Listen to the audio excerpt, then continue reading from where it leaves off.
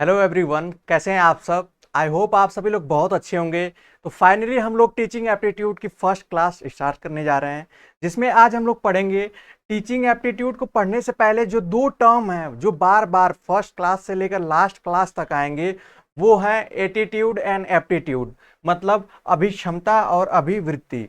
तो पहले हम लोग इसको जानेंगे और आज के इस सेशन में आप लोग यहाँ देख सकते हैं हम लोग बात करेंगे इसकी मीनिंग और डेफिनेशन की, किसके, एप्टीट्यूड के, और एटीट्यूड के भी उसी तरीके से मीनिंग और डेफिनेशन की, कैरेक्टरिस्टिक्स जो विशेषताएं हैं, फिर टीचिंग एप्टीट्यूड की बात करेंगे और टीचिंग एटीट्यूड की बात करेंगे। तो ये बहुत ही इंपॉर्टेंट क्लास होने जा रही है। टीचिंग एप्टीट्यूड को समझने के लिए इससे बेसिक या आप कह लीजिए इससे नीचे कोई क्लास नहीं हो सकती है। अगर आप इसको समझ लेंगे तो बहुत से डाउट्स क्लियर हो जाएंगे। जो भी स्टूडेंट्स हमारे पेड कोर्सेज के हैं उन्हें तो इसका पीडीएफ मिल जाएगा, बाकी जो स्टूडेंट्स हैं वो चाहें तो इसका स्क्रीनशॉट भी ले सकते हैं। इस वीडियो में हम लोग स्टेप बाय स्टेप देखेंगे। अब चलिए शुरू करते हैं इस क्लास को। आपको बता दें कि टीचिंग एप्टीट्यूड की ये सेशन आपको किसी बुक में नहीं मिलेगा। ये मैंने इसको कंपाइल किया है और मैंने इन चीज़ों को ऐड किया है आप लोगों को अच्छे से समझाने के लिए। सबसे पहले हम लोग, जैसा कि आप देख सकते हैं यहाँ पे, सबसे पहले हम लोग एप्टीट्यूड को देखेंगे। ठीक है, आप लोग देख पा रहे हैं एप्टीट्यूड, जिसकी हिंदी है अभिक्षमता। आपको बता दें जो भी स्टूडेंट्स या हिंदी या इंग्लिश मीडियम हो वो परेशान ना हो। जो हिंदी मीडियम के हैं, लाइक जो खुद को मानते हैं कि वो प्योर हिंदी मीडियम के हैं, तो उन्हें इंग्लिश समझनी पड़ेगी, क्योंकि सीयूईटी का एग्जाम या किसी भी एंट्रेंस एग्जाम जो भी आप जहां टीचिंग एप्टीट्यूड पूछा जाता है, चाहे वो एडमिशन एंट्रेंस एग्जाम हो या किसी जॉब से रिलेटेड हो, गवर्नमेंट जॉब का एग्जाम हो, वहां पे आपको थोड़ी इंग्लिश आनी चाहिए, बिकॉज आप एक टीचर बनने जा रहे हैं या टीचर प्रोफेशन में जा रहे हैं। तो हम लोग इसीलिए इसको प्रोफेशनली भी समझेंगे। टीचिंग एप्टीट्यूड, जो टीचिंग एप्टीट्यूड में सबसे पहले हम लोग वर्ड जो उसमें पिक कर रहे हैं वो है एप्टीट्यूड। एप्टीट्यूड जो वर्ड आया है वो एप्टोस से आया है। ये जो एप्टोस वर्ड है ये लैटिन का वर्ड है, ये ध्यान दीजिएगा आप लोग। लैटिन क्या होती है? लैटिन एक तरीके से जैसे हिंदी के बहुत से शब्द संस्कृत से आते हैं, उसी तरीके से लैटिन से ही इंग्लिश भाषा निकली है। तो उसके पुराने वर्ड्स जो हैं वो आप बहुत जगह देखे होंगे लैटिन से। तो यहाँ क्या होता है, लैटिन से ये फ्रेंच में पहले ये वर्ड आता है एप्टीट्यूडो, फिर उसके बाद फाइनली आज हम लोग जो इंग्लिश में वर्ड है एप्टीट्यूड उसको पढ़ते हैं। तो ये समझ में आ गया होगा। मे बी हो सकता है कि एग्जाम में क्वेश्चन इससे न बने, लेकिन अगर आपका कंसेप्ट क्लियर रहेगा तो आपके अंदर कॉन्फिडेंस रहेगा कि आप दूसरों को बता भी पाएंगे कि टीचिंग एप्टीट्यूड को ऐसे समझो। ठीक है, अब हम देखते हैं। अगर बात करें आपको इस एप्टीट्यूड वर्ड को समझने में दिक्कत हो रही है तो आप और किन वर्ड से इसको समझ सकते हैं। पहला, नेचुरल एबिलिटी। यहाँ पे एबिलिटी ही क्यों नहीं लिखा गया है? एबिलिटी का मतलब क्षमता हो जाता। नेचुरल एबिलिटी इट मीन्स जो बाय बर्थ हो या इनबॉर्न हो, इननेट हो, जो जन्म से ही हमें मिले, इसीलिए यहाँ अभिक्षमता है। अगर हिंदी के जो स्टूडेंट्स हैं उनको बता दे, अगर अभी लगा है उसका मतलब कुछ तो होगा, नहीं तो क्षमता ही लिखा होता, शिक्षण क्षमता। तो अभी क्षमता का मतलब यहाँ बेसिकली माना जाता है कि जो बाय बर्थ कुछ ना कुछ परसेंट आपके अंदर हो या उस स्टूडेंट के अंदर हो। फिर नेचुरल कैपेबिलिटी हो जाएगा। आप जो इंग्लिश मीडियम में बता दे रहा हूँ, एप्टीट्यूड वर्ड के लिए जो सिनोनिम्स आप समझ सकते हैं, नेचुरल कॉम्पिटेंसी हो जाएगा, टैलेंट हो जाएगा, मास्टरशिप हो जाएगा या टेंडेंसी। इतने वर्ड से आई होप आपको इतने वर्ड तो इनफ होंगे समझने के लिए एप्टीट्यूड वर्ड को। उसी तरीके से जो हिंदी मीडियम से हैं उसमें अभियोग्यता, जैसे अभिक्षमता और अभियोग्यता ज़्यादा प्रयोग होगा, और इस सेशन में या आगे की जो भी क्लासेज आप देखेंगे उसमें मैं प्रयोग खुद करूंगा। अभिरुचि भी कुछ हद तक सही होता है, लेकिन अभिरुचि मतलब डिट्टो वो नहीं होता है, ये समझ सकते हैं आप। प्राकृतिक योग्यता जैसा नेचुरल एबिलिटी, कौशल, क्षमता, दक्षता, हुनर एंड प्रवीणता, ये वो हिंदी के शब्द हैं जिसे आप अभिक्षमता का पर्यायवाची शब्द भी कह सकते हैं। अब उसके बाद हम लोग इसके मीनिंग मतलब अर्थ की बात करेंगे। मीनिंग सबसे पहले देख लेते हैं। Aptitude is inborn. इनबॉर्न मतलब जो by birth, potential to do certain kind of work, it may be physical और मेंटल। एप्टीट्यूड जो है वो एक तरीके से बाय बर्थ जो हमें पोटेंशियल मिला है, जो एक तरीके से वो हमारे अंदर कुछ ऐसी चीजें हैं जो कैपेबिलिटीज हैं, to do certain kind of, किसी निश्चित काम को करने के लिए एक कैपेबिलिटी जो बाय बर्थ मिली है उसी को एप्टीट्यूड कहते हैं। ये मेंटल भी हो सकती है जो कैपेबिलिटीज हैं, या ये फिजिकल हो सकती हैं। हिंदी में देख लेते हैं।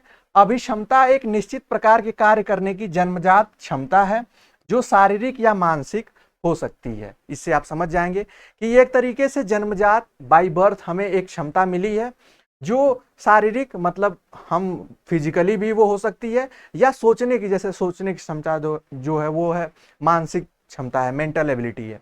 तो उस तरीके से इसको आप समझ सकते हैं। एक और डेफिनेशन है जैसे इंग्लिश में भी है, a natural ability to do something. आप इस डेफिनेशन को याद कर लीजिएगा। अगर आपसे कोई पूछे एप्टीट्यूड क्या होता है, aptitude means a natural ability to do something. ठीक है, तो ये हो जाएगा आपकी सिंपल और सबसे छोटी डेफिनेशन, मीनिंग आप समझ सकते हैं। उसी तरीके से हिंदी में किसी क्षेत्र में विशेष कौशल या ज्ञान प्राप्त करने की क्षमता को अभिक्षमता कहते हैं। अगर आपके पास किसी भी स्पेसिफिक फील्ड में स्पेसिफिक आप कह सकते हैं ज्ञान प्राप्त करने की स्पेसिफिक कैपेबिलिटी होगी तो वही आपकी अभिक्षमता हो जाएगी। यहां तक आप लोग समझ चुके होंगे। अब हम लोग नेक्स्ट देख लेते हैं, कुछ डेफिनेशन देख लेते हैं। परिभाषा, परिभाषाएं जो है वो मैक्सिमम इंग्लिश में ही दी गई हैं, तो आप हिंदी भी समझ लेंगे। इससे क्वेश्चन हालांकि बनता तो नहीं है, लेकिन इसमें इंपॉर्टेंट नाम आप बिंघम का नाम आपको याद रखना है। इंग्लिश एंड इंग्लिश द्वारा दी गई डेफिनेशन, टेक्सलर और फ्रैंक फ्रीमैन, ये इतने पॉपुलर जो डेफिनेशन देते हैं उनके नाम से, उनके नाम जैसे बिंघम ने लिखा है कि an aptitude is the ability of a personal to learn his knowledge skill to और रेस्पॉन्सेज आफ्टर ट्रेनिंग। इन्होंने कहा है कि जो एप्टीट्यूड है वो एक तरीके से पर्सनल जो एक शॉर्ट ट्रेनिंग के बाद, मतलब एक छोटी से परीक्षण के बाद जो भी स्किल, नॉलेज और रेस्पॉन्सेज है उसके सीखने की जो एबिलिटी है वही एप्टीट्यूड कहलाता है। ये ऐसा कहते हैं। इंग्लिश एंड इंग्लिश की एक डेफिनेशन है कि the capacity to acquire proficiency with a given amount of training. एक पर्याप्त ट्रेनिंग के बाद, एक इनफ ट्रेनिंग के बाद अगर कैपेसिटी जो होती है, प्रोफिशिएंसी जो होती है किसी चीज को एक्वायर करने की, मतलब सीखने की, जिसको हिंदी में अर्जित करने की, तो उसे हम कहते हैं। ये डेफिनेशन इंग्लिश एंड इंग्लिश द्वारा है। टेक्सलर की है कि aptitude is a present condition which is the indicative and of an individual's potential for the future. इन्होंने बहुत अच्छी डेफिनेशन ये मुझे लगी इसलिए मैं ऐड कराया हूं। टेक्सलर कहते हैं कि ये एक प्रेजेंट की कंडीशन है। Aptitude is a present condition which is indicative, जो हमें इंडिकेट करती है किसी पर्सनल इंडिविजुअल के, मतलब किसी आदमी के फ्यूचर को लेकर कि ये आगे चल के क्या करेगा, कुछ इस सेंस में इनकी डेफिनेशन है।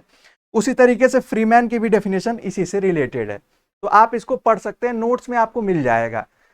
हम लोग बेसिकली यहां समझने के लिए हम उसको ऐड किए थे। अब हम लोग नेक्स्ट देखते हैं। यहां से हम लोग बात करेंगे,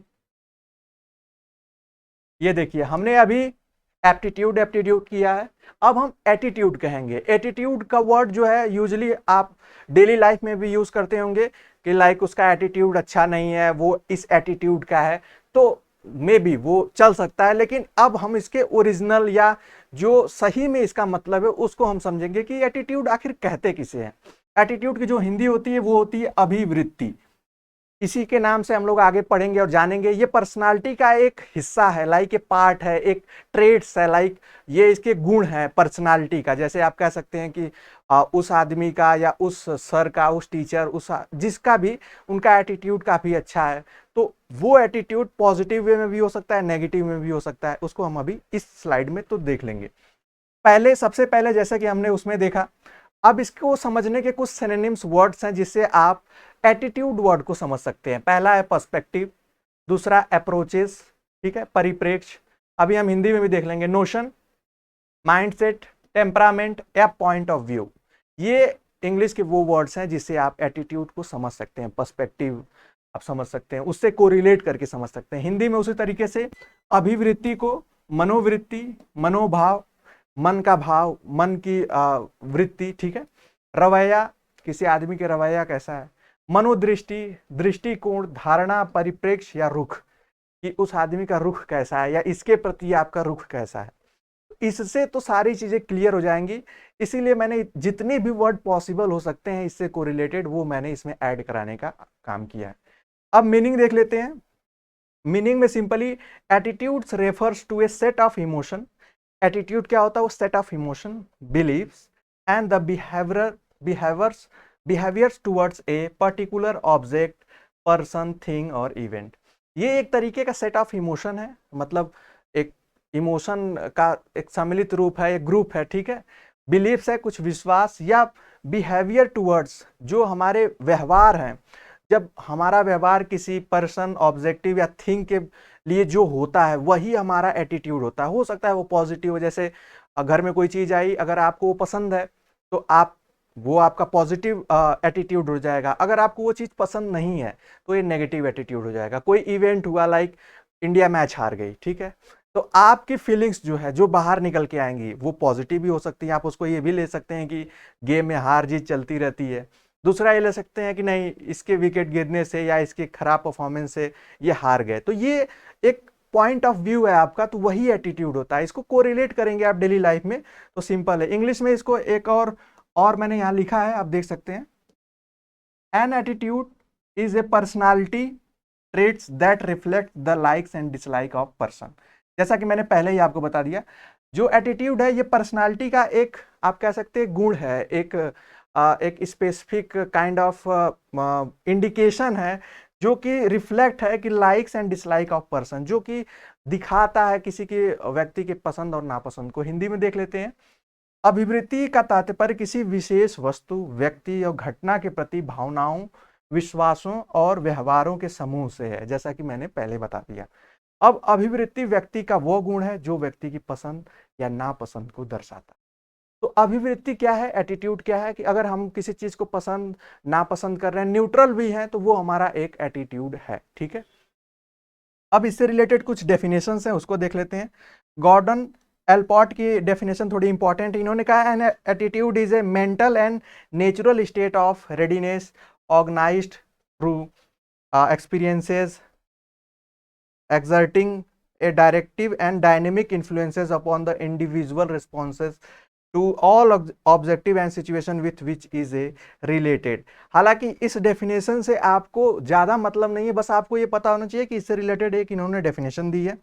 हिंदी में भी इन्होंने यही ऑलपोर्ट के अनुसार है कि अभिवृत्ति प्रत्युत्तर देने की वो मानसिक एवं स्नायुक तत्परताओं से संबंधित अवस्था है जो अनुभव द्वारा संगठित होती है तथा जिसके द्वारा व्यवहार पर निर्देशात्मक तथा गत्यात्मक प्रभाव पड़ता है। तो आप पढ़ेंगे तो आप कंफ्यूज हो जाएंगे।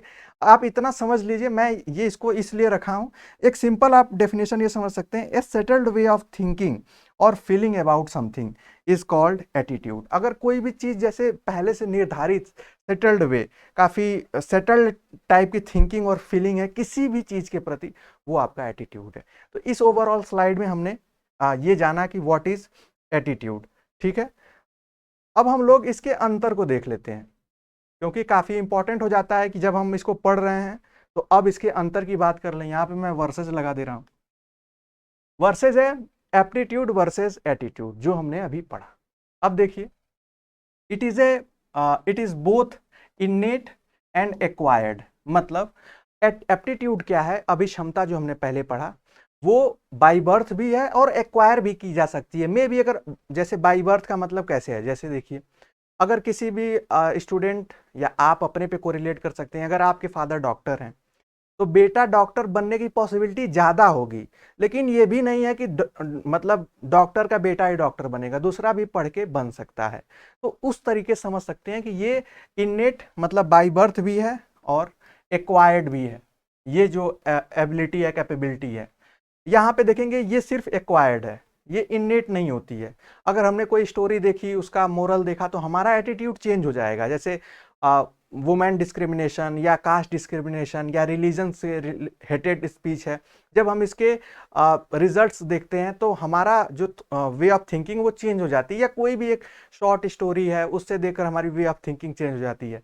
तो इसे इनर्ट नहीं कर सकते, इसका मतलब हम सीखते जाते हैं। उसी तरीके से it is an affected by both environment and heredity factors. इसका मतलब है कि जो एप्टीट्यूड होता है ये कहीं ना कहीं इन्वायरमेंट, मतलब अगर आप टीचर्स के साथ रह रहे हैं तो आपके अंदर टीचिंग का कुछ एप्टीट्यूड्स के कुछ जो भी कह सकते हैं कि जो भी चीज़ें आप सीख सकते हैं या वो आपको प्रभावित करेंगी। हेरिडिटी का मतलब होता है कि बाई जनरेशन, अगर किसी के जनरेशन में 3-4 जनरेशन से कोई टीचर ही बनता आ रहा है तो ये मतलब आप कह सकते हैं कि मोस्ट चांसेस बन जाते हैं कि उसके अंदर भी उस टीचिंग के कुछ न कुछ गुण जरूर होंगे। यहाँ देख सकते हैं कि it is both permanent and temporary. जो एटीट्यूड होता है, जैसे कि आप कहते हैं कि बहुत एटीट्यूड में है, ओवर एटीट्यूड है, तो ये क्या होता है, ये परमानेंट भी हो सकता है, टेम्पररी भी हो सकता है जब उसको रियलाइज हो कि मेरे इस एटीट्यूड की वजह से, इस वे ऑफ थिंकिंग की वजह से लोग मुझे पसंद नहीं करते हैं, तो वो उसमें चेंजेस भी ला सकता है। तो ये काफी फ्लेक्सिबल है, ठीक है। अब थर्ड पॉइंट जो था, जो इसमें डिफरेंसेस का, it changes with increasing age. Age के साथ एप्टीट्यूड चेंज होता रहता है। हम जितना एजेड होंगे उतना हम एक्सपीरियंसेस गेन करेंगे और वही एक्सपीरियंसेस जो है हमारे जो एप्टीट्यूड है उसको और स्ट्रांग और कह सकते हैं कि प्रिसाइजली वो बनाता रहेगा। तो यहाँ पे ये इसमें एज की बात कही गई है, ये काफ़ी इंपॉर्टेंट है। उसी तरीके से attitudes give direction to a personal behaviour. जो पर्सन का बिहेवियर है उसको, उसके लिए ये डायरेक्शन का काम करता है attitude. Like way of thinking अगर आपकी पॉजिटिव है तो अगर आप कहीं फेल्ड भी हो जाते हैं तो आप उसको एज ए सोचते हैं कि चलो ये मुझे एक्सपीरियंस तो मिला, भले मैं फेल हो गया मुझे कुछ तो जानने को मिला। तो ये वे ऑफ थिंकिंग है, तो उसी तरह इसलिए ये एक डायरेक्शन का भी काम करती है। हिंदी में आप देख सकते हैं ये एक जन्मजात और अर्जित दोनों होती है, जैसा कि मैंने अभी बता दिया। ये परिवेश एवं वंशानुक्रम दोनों ही तरह के कारक से प्रभावित होती है, जैसा कि मैंने बता दिया कि परिवेश आपका एनवायरमेंट और जो वंशानुक्रम जो जनरेशन है उससे भी। ये वायु में वृद्धि होने पर आयु में वृद्धि होने के साथ ही परिवर्तित होती है, ठीक है। लेकिन ये हमने 3 वो कारण है जो इनसे अलग है, और इसमें क्या है, ये स्थायी तथा अस्थायी दोनों प्रकार की होती है। ये अर्जित की जाती है, ये मतलब जन्म से नहीं होती है। यह व्यक्ति के व्यवहार को दिशा प्रदान करती है। तो ये मेजर अंतर है, इससे क्वेश्चन तो शायद ना बने लेकिन आपको कंसेप्ट क्लियर हो जाएगा, ये मैं गारंटी देता हूं आपको। अब उसके आगे हम लोग देख लेते हैं। यहां देखिए, अभी हमने पढ़ा था, आप सभी लोगों को याद होगा, हमने अभी पढ़ा एप्टीट्यूड फिर एटीट्यूड। अब हम अपने मेन पॉइंट पे आते हैं, धीरे धीरे हम लोग आ रहे हैं उस टॉपिक पे। अब जैसे समझ लेते हैं कि टीचिंग एटीट्यूड क्या होता है। पहले एटीट्यूड पढ़ा, अब टीचिंग एटीट्यूड क्या होता है। जैसा कि आप लोग देख सकते हैं उन्हीं 2 वर्ड से मिलकर बना है, टीचिंग और एटीट्यूड। हिंदी में शिक्षण, अभिवृत्ति। अब देखिए कुछ इसके कैरेक्टरिस्टिक्स हैं, वो हम यहाँ पे देख लेंगे। Teaching is a dynamic activity which requires a favourable attitude and certain specific competency from its practitioners. Teaching जो है वो एक तरीके से डायनेमिक है। लाइक पहले का वे ऑफ टीचिंग क्या थी कि हम स्कूल जाते थे, ब्लैक बोर्ड पे थे। आज टीचिंग का वे बदल गया, हम डिजिटल बोर्ड पे आ गए। तो ये डायनेमिक है, ये मतलब चेंज होती है, कहीं एक जगह स्थिर नहीं होती है। फिर उसके साथ तो इसको, इसके लिए चाहिए एक फेवरेबल एटीट्यूड्स, एक ऐसा फेवरेबल एटीट्यूड्स जो स्टूडेंट्स के लिए इंपॉर्टेंट हो। जैसे दूरदृष्टिता, जैसे कि हम आगे का समझ सकें कि बच्चों को क्या पढ़ाएं, जो आगे के एग्जाम में काफ़ी इंपॉर्टेंट हो। तो इसलिए एक इंपॉर्टेंट एटीट्यूड होना चाहिए, हमारी सोच होनी चाहिए, जिसको आप ये भी कह सकते हैं। सर्टेन स्पेसिफिक कॉम्पिटेंसीज, कुछ ऐसी दक्षताएं हो हमारे अंदर जो बच्चों को हमसे पढ़ने के लिए मजबूर कर दें, कि लोगों को लगे कि सर से पढ़ना है, क्योंकि सर जब पढ़ाते हैं तो हमें सारी चीजें समझ में आती हैं। तो ये एटीट्यूड से ही पॉसिबल है, ठीक है। और ये जो इंपॉर्टेंट है एक प्रैक्टिशनर के लिए, अगर आप भी टीचर बनना चाहते हैं तो आपके लिए कॉम्पिटेंसीज बहुत ही इंपॉर्टेंट होंगी। वो हमारे लिए भी उतनी इंपॉर्टेंट है जितनी आपके लिए होंगी। उसके बाद हम लोग देखते हैं teachers proficiency depend on the attitude he possesses from the profession. जैसा कि मैंने बता दिया, ये काफ़ी इंपॉर्टेंट होती हैं आपके प्रोफेशन के लिए, और आप इसको पढ़ भी सकते हैं और भी अच्छे से इसको समझ सकते हैं। कोरिलेट करके समझेंगे तो और आसानी होगी। हम लोग जल्दी से देख लेते हैं। The positive attitude help the teacher to develop a conductive learner friendly environment in the classroom.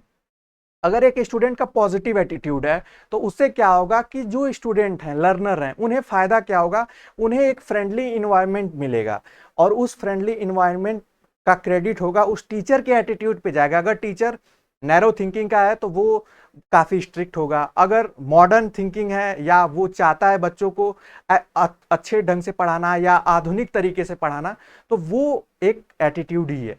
उसके बाद देख सकते हैं the implementation of educational policies transactions of curriculum, ये देखिए वर्ड्स हैं, ठीक है। Spreading awareness are the main area which kept a teacher in the forefront, it required specific competency and right attitude. इसमें क्या कहा गया है कि द इम्प्लीमेंटेशन, जो भी क्रियान्वयन होता है सरकारी योजनाओं का, जो एजुकेशनल पॉलिसीज हैं, जो सरकारी शिक्षा संबंधित योजनाएं हैं, या ट्रांजेक्शन ऑफ करिकुलम, नए ट्रांजेक्शन का करिकुलम कराना, जैसे क्लास में क्या क्या चीज़ें पढ़ानी है, कैसे, जैसे नई न्यू एजुकेशन पॉलिसी है तो उसको कैसे चेंज कराना है, ये हो गया। स्प्रेडिंग अवेयरनेस, अवेयरनेस फैलाना या अवेयरनेस अवेयर करना भी एक टीचर का काम होता है। तो उसके लिए चाहिए, और उसके लिए हमेशा टीचर को आगे रखा जाता है, टीचर को ही जिम्मेदार माना जाता है एक जनरेशन को एजुकेट और कैपेबल बनाने के लिए। तो वहां पे भी एक प्रॉपर एक एटीट्यूड की जरूरत पड़ती है, और उसी एटीट्यूड को उसी के लिए एक राइट एटीट्यूड चाहिए, जैसा कि यहाँ पे लिखा है, और स्पेसिफिक कॉम्पिटेंसी चाहिए, जैसा कि मैंने आपको स्टार्टिंग में बता दिया। कुछ ऐसी आपके अंदर विशेष दक्षताएं होनी चाहिए जिससे कि आप अलग तरीके से, अलग ढंग से पढ़ाने का प्रयास कर सकें। उसके बाद आप देख सकते हैं, ऐसे ही आप इसको पढ़ लेंगे तो ये सीधे आपको समझ में आ जाएगा। जो इंपॉर्टेंट है वो मैं बता दे रहा हूं। Teaching attitude is that behaviour of the teacher which comes out after being influenced by his three psychological aspects, cognitive, affective and psychomotor. ये तीन तरीके के डोमेन होते हैं, ये हम लोग आगे पढ़ेंगे जब हम आगे की क्लासेस में। इसका मतलब क्या है कि हमारे जो आप ये कह सकते हैं कि जो तीन टाइप के डोमेन्स होते हैं, जैसे यहाँ पे लिखा भी है कॉग्निटिव, अफेक्टिव और साइकोमोटर। इनका जो आप यहाँ पे देखिए, यहाँ पे लिखा होगा कि इनसे जो तीनों तरह के जो बिहेवियर हमारे सामने आते हैं वही टीचिंग एटीट्यूड है। साइकोलॉजिकल एस्पेक्ट्स हैं ये तीनों। इसको हम लोग अभी बताएंगे तो आप कंफ्यूज हो जाएंगे, ये ब्लूम टैक्सोनॉमी हमें आगे पढ़ना होगा, उसमें हम लोग इसको अच्छे समझेंगे। अब हिंदी में एक और इम्पॉर्टेंट लाइन है, इसको आप समझ सकते हैं कि शिक्षण अभिवृत्ति जो है यहाँ पे के अंतर्गत वे सभी अभिवृत्तियां आ जाती हैं जिनका संबंध शिक्षा संबंधित विभिन्न क्षेत्रों या विषयों से होता है। वो सारी अभिवृत्तियां आ जाएंगी जो शिक्षा से संबंधित हो। उसके बाद जिनकी सहायता से किसी बालक के बारे में ये भविष्यवाणी करना संभव हो पाता है कि वो उचित और शिक्षा सुविधा मिलने पर किन विषय विशेष तथा क्षेत्र विशेष में कुशलताओं को अर्जन ठीक प्रकार से कर सकेगा। ये बहुत ही इंपॉर्टेंट लाइन है। इसका मतलब है कि टीचिंग एटीट्यूड से ही टीचर ये भी बता सकेगा किसी स्टूडेंट को कि अगर ये बच्चा मैथ्स पढ़ता है, ये बच्चा साइंस पढ़ता है, ये बच्चा कॉमर्स पढ़ता है, तो आगे चल के इसके लिए फायदा होगा और आगे इसका मन लगेगा और इसमें और बेहतर कर सकता है। इसका मतलब होगा जब हमारे पास, जब एक टीचर के पास प्रॉपर एटीट्यूड होगा, प्रॉपर एक तरीके से उसके पास समझने सोचने की क्षमता होगी, एक फिलोसोफर जैसी उसकी थिंकिंग होगी, तो वो बच्चों के भविष्य को भी प्रिडिक्ट कर पाएगा। तो असली पंडित कौन होगा? टीचर ही होगा, अगर उसका प्रॉपर एटीट्यूड है। ये आप समझ लीजिएगा। अब उसके बाद हम लोग देख लेते हैं शिक्षण अभिक्षमता पे, जो कि ये हमारा फाइनल है। अब इसी पे हमें आगे पढ़ना है, इसको एक बार फिर से देख लेते हैं। अभी हमने एप्टीट्यूड पढ़ा था स्टार्टिंग में, सबसे पहले इसी क्लास में। अब इसमें जो है हम पढ़ेंगे शिक्षण अभिक्षमता, जो कि दो वर्ड से मिलकर बना है, टीचिंग एप्टीट्यूड, शिक्षण अभिक्षमता। अब इसको देखिए, teaching aptitude is the capacity to acquire proficiency, एक जो ये एक प्रोफिशिएंसी है एक्वायर करने के लिए knowledge to given amount of training, जो हमने डेफिनेशन आपको बताई थी, एक प्रॉपर एक फिक्स्ड या कह सकते हैं इनफ ट्रेनिंग के बाद जो कैपेसिटीज एक्वायर होती हैं उन्हीं को हम कहते हैं टीचिंग एप्टीट्यूड। उसके बाद it's refer to the capacity of an individual to be skilled in teaching by receiving formal and informal training. ये उसी तरीके से वो जो ट्रेनिंग हमें मिलेगी वो फॉर्मल भी हो सकती है, मतलब किसी इंस्टीट्यूशन में भी हो सकती है, या वो किसी कह सकते हैं कि नॉन फॉर्मल, जहाँ विदाउट इंस्टीट्यूशन हम हर चीज़, हम हमेशा सोते जागते हम सीखते रहते हैं, ये ह्यूमन नेचर है, तो वो कहीं से भी हम सीख सकते हैं। उसके बाद teaching aptitude is the helpful in predicting the future success of an individual in teaching field after providing appropriate opportunity and training. वो भी यही बात है जो हमने पहले ही बताया कि हम इसके बारे में डिस्कस कर चुके हैं। उसके बाद आप देख सकते हैं कि many factors are involve with teaching aptitude and it's depend upon certain personal traits, intellects and temperament. Research studies reveal that many factor have dominant role in teaching aptitude. Research के द्वारा भी पता चला है कि टीचिंग एप्टीट्यूड के कई dominant factor हैं, कुछ इंपॉर्टेंट फैक्टर हैं जो हमें ध्यान में रखना चाहिए. अभी हम लोग आगे इस पर डिटेल से बात करेंगे, बस ये आपकी एक इंट्रो क्लास थी इसलिए हम इसको सिंपली समझ रहे हैं. देखिए ये काफी इंपॉर्टेंट है, मैं इसको स्टार बना दे रहा हूं. Teaching mainly needs 3 quality. एक टीचर होने के लिए आपके अंदर 3 क्वालिटीज मेजर होनी चाहिए, वो है knowledge, communication skill and aptitude. अभी क्षमता होनी चाहिए, कम्युनिकेशन स्किल संप्रेषण क्षमता होनी चाहिए आपकी, और ये जो लास्ट है नॉलेज, ज्ञान तो होना ही चाहिए. ज्ञान होगा तभी आप पढ़ाएंगे, पढ़ाने के लिए आपको स्किल की जरूरत पड़ेगी और कम्युनिकेशन की जरूरत पड़ेगी, किसी माध्यम से आप किसी भाषा के माध्यम से भी पढ़ाएंगे, और बेटर कम्युनिकेशन के साथ ही साथ अब आपको समझाने के लिए एप्टीट्यूड की जरूरत पड़ेगी स्टूडेंट्स को. तो ये 3 फैक्टर आप याद रखिएगा. उसके बाद teaching with a good aptitude must be aware of the essential component of teaching like lesson planning, motivate students, teaching learning strategies, comprehensive. ये उतने वर्क हैं देखिए टीचिंग एप्टीट्यूड में कि पहले लेसन प्लान बनाना कि क्या पढ़ाना है बच्चों को, उसके बाद मोटिवेट करते रहना, स्ट्रेटजीज होती हैं कि उस किस मेथड से पढ़ाना है, उसके बाद कंप्रीहेंसिव इवोल्यूशन, मूल्यांकन, इफेक्टिव कम्युनिकेशन, अच्छे से उनसे जुड़ने के लिए. जैसे मैं आपसे पढ़ा रहा हूँ, मैं आपको देख नहीं रहा हूँ, लेकिन मेरी कोशिश है कि हम ऐसे कम्युनिकेशन का यूज़ करें जिससे कि हम आप एक दूसरे के सामने समझ पाएँ या आभास कर पाएँ. ये इंटरेक्शन एटीसी. अब हिंदी में देख लीजिए, शिक्षण कार्य के लिए व्यक्ति से विशेष प्रकार की क्षमता, कुशलता और रुचि की अपेक्षा होती है. टीचिंग एक ऐसा प्रोफेशन है जिसमें हम ये मान के चलते हैं, जब एक गार्जियन अपने बच्चे को स्कूल भेजते हैं, वो ये मान के चलते हैं कि हम इसमें एडमिशन करा दे रहे हैं, one of the best institution है, तो मेरा बच्चा यहाँ से एक अच्छा आदमी, एक अच्छा समझदार इंसान बन के निकलेगा. तो इसीलिए हमें एक विशेष प्रकार की क्षमता, कुशलता और रुचि अपेक्षित होती है. ये सोसाइटी भी अपेक्षित करती है कि एक टीचर के पास कुछ अच्छी कैपेबिलिटीज होंगी. ये अपेक्षित क्षमता ही शैक्षणिक क्षमता है. ये one of the best definition है, हिंदी में है हालांकि, लेकिन मैं बता दूं कि जो भी बच्चे समझना चाहते हैं इसे समझ सकते हैं कि टीचिंग एप्टीट्यूड क्या है. शिक्षण अभिक्षमता किसी शिक्षक का स्थिर एवं अस्थायी गुण नहीं होता है, बल्कि ये समय के साथ विकसित और परिवर्तित होता है. जैसे मैंने बताया, फिक्स नहीं होता है, हमारी एज बढ़ती जाएगी, हम और चीजें सीखते जाएंगे या किसी और टीचर से देखेंगे तो जरूर इन्फ्लुएंस्ड होंगे. उसके बाद शिक्षक के लिए अभिरुचि खोज करना उतना ही जरूरी है जितना बुद्धि और शैक्षिक कार्य की खोज करना. तो हमें अच्छी से अच्छी अभिक्षमताएं भी क्रिएट करनी पड़ती है टीचर को, कि वो और कितनी नई विधियां और कितने नए तरीके हो सकते हैं जिससे कि वो बच्चों को समझा सके. तो आज के इस सेशन में थोड़ा टाइम टेकन हो गया होगा, बट मैंने कोशिश की है कि आप लोगों को पूरी चीज़ें स्टेप बाय स्टेप बताना और समझाना. और आप देख सकते हैं कि आज की क्लास को हम लोगों ने काफ़ी अच्छे तरीके से समझा. अगर आप लास्ट तक देख रहे हैं तो आपको फिर से बता दें, इसका PDF तो आप लोगों को मिल ही जाएगा.